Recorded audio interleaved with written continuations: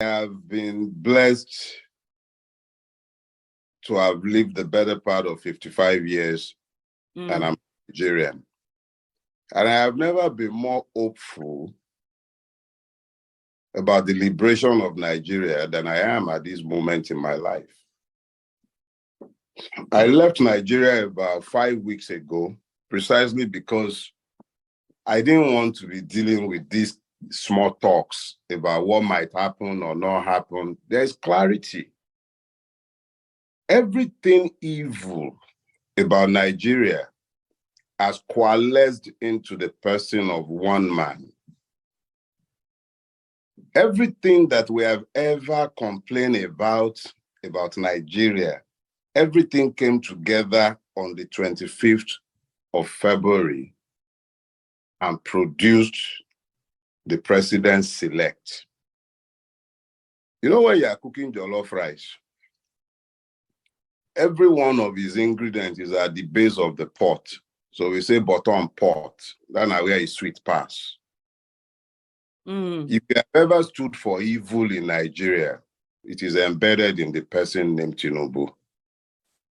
In any way, shape, or form that you have ever stood against evil in Nigeria, it is in his person. So Tinubu for me is a blessing. It clarifies the issues. If you can find accommodation for Tinubu, you're evil.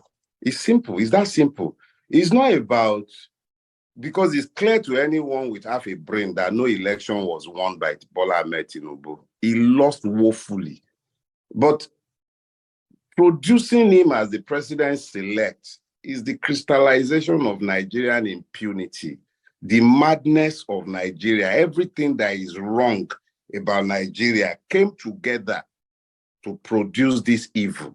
So those who have any conscience in that country must of necessity forget the idiocy that has allowed them to subjectivize the truth to the point where they find reason not to support the truth.